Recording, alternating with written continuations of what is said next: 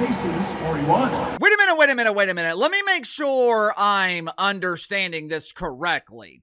According to ESPN's official website that is dedicated to the make-believe sport of pretend basketball, the game last night between the Las Vegas Anonymous Faces and the Indiana Felines, I can't refer to them as the Indiana Clarks because Caitlin Clark is still out with an injury. Unlike pretend Dr. Jill Biden, Uncle KC does not pretend to be a medical professional, but I would imagine there is a direct correlation between jealous WNBA players treating the Great White Hope like a piñata and Caitlin Clark always being injured. According to the WNBA and their pretend friends at ESPN, there were almost 18,000 people who escaped the relentless Las Vegas heat and paid to have the luxury of air conditioning for a couple of hours. Now, initially, I was confused by this attendance number for a couple of reasons. Number one, the Las Vegas Anonymous Faces usually play their home games at the Michelob Ultra Arena, or as it's known on the AAU circuit, the local Boys and Girls Club. This arena, it has the capacity to hold 12,000 people. Now, of course, the Anonymous Faces, they rarely see 12,000 people in the arena. The only time this arena sees a capacity crowd is when anyone other than the Anonymous Faces are using it. As it turns out, the game last night, it was moved from the local Boys and Girls Club to the T-Mobile Arena, the same arena that is often used by the UFC. Obviously, the WNBA moved the game expecting increased demand for tickets. They assumed that Caitlin Clark fans would travel across the country to see their hero dominate the unrecognizable names and anonymous faces in Las Vegas. According to the WNBA, that is exactly what happened. According to the League of Make-Believe, this game last night was almost sold out, which leads me to reason of confusion number 2. Clearly, this game was nowhere close to being sold out. There were thousands and thousands of empty seats throughout the arena. Uncle KC, maybe ticket prices were too high. Yeah, much like the WNBA Finals where the Anonymous Faces failed to sell out, the average ticket price last night was selling for less than $20. Now, the media, they are going to blame the absence of Caitlin Clark. But the absence of the Great White Hope had very little to do with the empty arena last night. I'll give you the real reason and explain why the WNBA is facing a very serious problem. But first, let's get to the sponsor for today's video, my good friends at Sugar Mountain Trading. Mike is one of my longtime viewers. Throughout his life, Mike has worked very physical jobs, so he has developed arthritis in his hips. Over time, the arthritis was bothering Mike so bad that he was having to sleep sitting straight up in his recliner. One day, Mike heard Uncle KC talking about the efficiency of the CBD from Sugar Mountain Trading. He decided to give Sugar Mountain a try. Mike applies the CBD lotion to his arthritis every night before he goes to bed. He is finally able to get quality sleep, and he no longer has to sleep while sitting up straight in his recliner. I have got countless stories from viewers, friends, family. Initially, everyone is skeptical, but eventually, they all come back to me saying the same thing. They cannot believe this stuff actually works. And for all my ladies out there, Sugar Mountain just released this new Cashmere Beauty Bar. It's infused with 2,500 milligrams of CBD, but it also hydrates your skin. My wife, she has been using this for weeks. She absolutely loves it. What do you have to lose? Control your pain today by clicking the link in the description or the pinned comment below. Use my promo code BTL25, BTL25. Receive 25% off your first purchase with Sugar Mountain Trading. Take a look at this. Now, these visuals are courtesy of KTV. As you can see, the T-Mobile Arena last night was nowhere close to capacity. I guess the WNBA was counting arena workers. I guess they were counting concession workers serving wiener at the concession stand when they counted attendance. But in terms of paying customers, people who actually paid for the luxury of air conditioning, there was not 18,000 people in that arena looking to be sedated by this unbelievably bad product. The question is why? Why is the WNBA struggling to sell tickets for supposedly two of the most high-profile teams in the league? I'm sure some in the mainstream media will claim AJ Wilson didn't play last night. That's why the arena was empty. Have you seen AJ on the court? Wow, sir! This woman is amazing!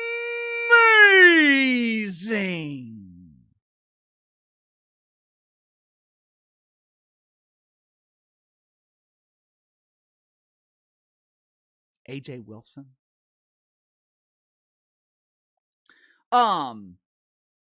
The absence of AJ Wilson had absolutely nothing to do with the empty seats last night. Matter of fact, if AJ was playing, there would be more empty seats. Uncle Casey, people didn't show up last night because Caitlin Clark wasn't playing. She's the only reason people watch pretend basketball. Caitlin Clark missed most of last season, and the Indiana Felines were still packing arenas. Last year, her fan base was invested in the team, and that is the difference between this season and last season. It's also the major problem the WNBA is facing and severely mishandling. There is a war going on right now in the WNBA dump. I can't call it a civil war. A civil war would imply that WNBA fans are at war with the league. This is more like a revolutionary war. Caitlin Clark fans are boycotting the Indiana Felines. This team is struggling to sell tickets at home. What in the hell makes the WNBA think they are going to travel across the country to support the team? This is one of the many problems you deal with when your on-court product is not the draw. I know I keep repeating myself. I know I keep repeating this point, but when your product is substandard, when your product is less entertaining than watching grown men stuff wieners in their mouth on July 4th, and you have one player driving interest, you have one fan base carrying the entirety of your league. I saw an estimate the other day. Caitlin Clark fans are responsible for 25% of the WNBA's revenue. Now, whether or not that's true, I don't know. Seems kind of high to me, but either way, when you're a substandard league who is reliant on one fan base, the last thing you need is that fan base to boycott your product. Even if 20% of the Caitlin Clark fan base boycotts the product, boycotts the league, that could have a massive financial impact on the WNBA. If you don't believe me, look at ticket prices. Look at the empty seats. 2 years ago, Caitlin Clark fans were packing arenas on the road and paying almost $200 for tickets. Last night, the average ticket was selling for $17, and they still couldn't sell out. You know, the WNBA has mishandled this situation from the very beginning. Even though they've never said this directly, based on their actions, The WNBA has essentially told Caitlin Clark fans, we don't want your business. You see, the WNBA found themselves in a situation where they were trying to please everyone. And when you try to please everyone, you please no one. On one side, you have Caitlin Clark elevating this toxic turd into the mainstream. Meanwhile, you have jealous WNBA players and the identifiers who support them. They wanted to keep the league all to themselves. Of course, WNBA players, they wanted the benefits of being elevated into the mainstream, but they didn't want the criticism. They didn't want the scrutiny. How many times have you seen some blue-haired dork or some woke white woman on social media saying, this is our league. Why are these families coming to our games? Why are white men watching our product? Our league is about inclusivity. We don't want toxic masculinity.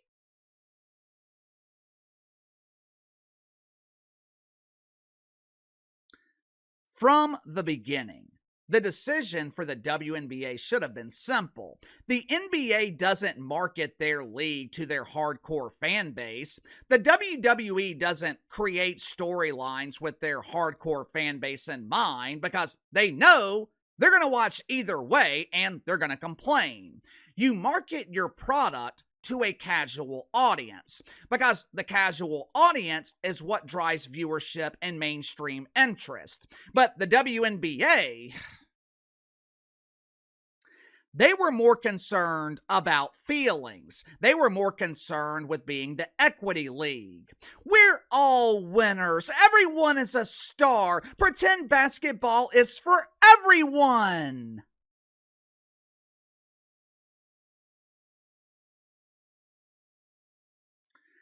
The WNBA had two choices. You could embrace your new fan base, you could embrace the mainstream audience, or you could continue catering to your microscopic audience of identifiers. You could continue making the same mistakes that has led to 30 years of huge embarrassing failure. Like I said, the choice should have been simple. As a business, the last thing you want is stagnation. The last thing you want is complacency.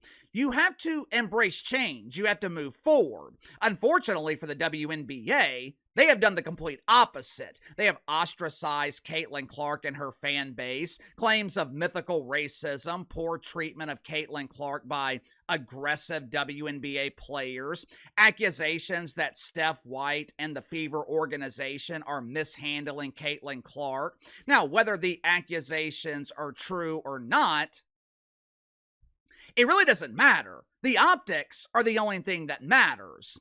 Last week, the WNBA released all-star voting results for WNBA players, which was information they should have kept to themselves. Now, these votes, they were cast by WNBA players themselves. These are the players that players around the league believe are all-stars. Caitlin Clark, the only star, ranked 11th. The only star in the league. The reason WNBA players are vastly overpaid. And according to her colleagues in the WNBA, Caitlin Clark is the 11th most important player in this dump of a league.